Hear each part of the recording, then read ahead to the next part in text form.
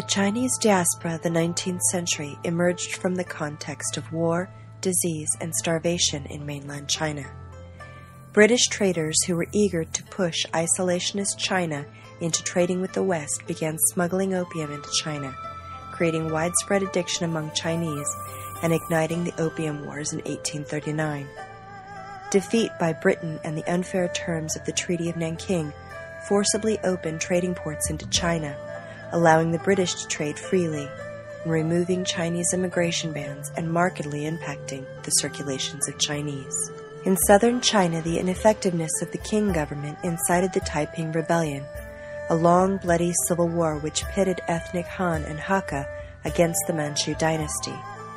The devastation was exacerbated in Guangdong by the inter-ethnic wars between Cantonese Han and Hakka clans, and was especially widespread in the Pearl River Delta, prompting a mass exodus from the area. Most Chinese departed as sojourners who intended to return to China after accumulating some wealth, and who left behind families dependent on their success. While there were similarities in the cultural and social systems abroad, Chinese expatriates would sometimes play very different roles in labor, economy, and politics, and would leave markedly different impressions on local landscapes. Chinese diaspora that flowed from southern Guangdong would engender new overseas settlements from urban environments in Malaya to the far-flung rural waterways of California. The pattern of the ethnic Hakka migration flowed out of Guangdong to the Nanyang or South Sea, and a primary destination was the Malay Peninsula. Colonial Malaya became a major world exporter of tin in the 19th century. Tin mining was a labor-intensive industry that relied upon an abundance of cheap imported Chinese laborers who were recruited through a complex contract labor system financed by established Chinese investors and operated by a myriad of brokers, procurers, and overseers. The need for continuous labor input for economic development established the Chinese worker as a commodity in the context of this system.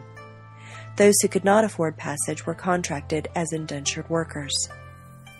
Tin miners lived in poverty and harsh working conditions, many of whom died from disease, ill-treatment, and internal conflicts. Chung Keng Kui, a Hakka peasant from the Pearl River Delta, emerged as an innovator in tin mining, who worked his way from indentured miner to wealthy financier, and who founded modern Taiping. Chung quickly rose to power as the leader of the Hai San, a Chinese secret society. Secret societies played prominent roles in the social life of Chinese and were used to manage the Chinese population under laissez-faire Britain. The inter-ethnic clash of the Hakka Hai San and the Cantonese Gihin secret societies over mining territories led to the Larut Wars in Perak, stalling mining production and prompting British intervention. Chung formed strong ties with British leaders and was instrumental in the pacification of clan wars. He was appointed a Kapitan Sina, a formal leader of the Chinese and a political liaison, a position comparable to a Malay chief. From Pearl River, Yap Aloy rose from poor tin miner to Kapitan Sina in Selangor, and successfully developed Kuala Lumpur from a frontier mining settlement to the capital of Malaya. Malaysian Chinese were vital to economic development, operating politically as leaders and middlemen, and transforming the landscape of the Malay Peninsula. Like the Hakka, Chinese from Si Yep and Zhongshan migrated from the Pearl River Delta, but they sailed east to the California mining frontier as the discovery of gold reached Guangdong. Anti-Chinese sentiment quickly arose amongst European miners, and the legislature adopted a high foreign miners' tax, forcing many miners to seek their fortune elsewhere. These Taishanese and Cantonese-speaking Chinese collaborated to successfully mine areas that Americans had abandoned. Those who didn't work in mines generated small trade and service businesses to burgeoning townships and settled in urban areas like San Francisco, establishing Chinatowns. Chinese from Si Yep and Zhongshan figured prominently in the building of the Transcontinental Railroad. Supplying 2/3 of the labor force, the railroad would pave the way for unbounded westward expansion in the U.S. After completion of the railroad, Chinese laborers worked on an extensive levee project in the Sacramento-San Joaquin River Delta, converting 500,000 acres of wetlands into farmland. Like Malaya, manual labor was harsh and many workers died from disease and labor accidents. Also like Malaya, labor was procured through a contract system which was later thwarted by the legislature, and California Chinese did not generally hold prominent political or economic positions. Indeed, they were increasingly marginalized by white settlers, which galvanized the Chinese community. While there was still occasional clan fighting, the Ziyap and Zhangshang in California primarily collaborated, creating a unified collective Chinese identity and establishing networks to aid in adaptation to American language and culture. Though both groups were from Pearl River, their dialects were incomprehensible to one another, a problem surmounted through the use of Taishanese as the lingua franca. Cheap Chinese labor was driving wages down, increasing resentment by European settlers, which led to the formation of Tong secret societies to protect against escalating mob violence and discrimination by whites. Some Zuyep and Zhangshang Chinese fled to agricultural regions such as the Sacramento-San Joaquin River Delta to work farms and orchards. Many were peasant farmers in southern China and were instrumental in the development of California agricultural methods and cultivating new plant breeds. Along the Sacramento River, Li Bing, a Zhangshang native, founded Locke, the only U.S. city developed and run solely by Chinese.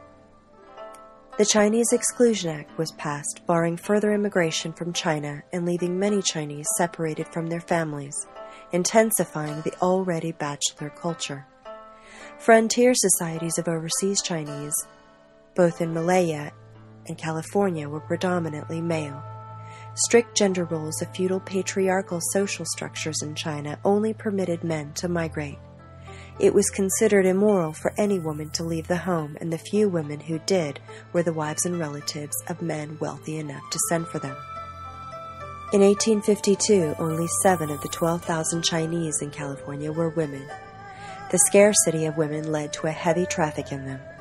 Chinese females who were imported were primarily prostitutes and muicai, child domestic workers. Poor women in China were limited by the social structure and were often forced into prostitution.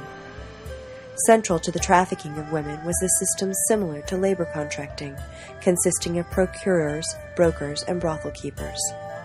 Although the numbers of Chinese women rose steadily, as many as 60% were identified as prostitutes, brought to California to supply the men with diversion. Gambling, opium smoking, and brothel visiting were the principal pursuits of off-duty Chinese in California and Malaya, but were increasingly seen as social ills of the California Chinese, contributing to an already negative perspective by white settlers. Chinese in California were denied property rights, the ability to create families, as well as political power, hindering their ability to achieve the kind of success that Malaysian Chinese did.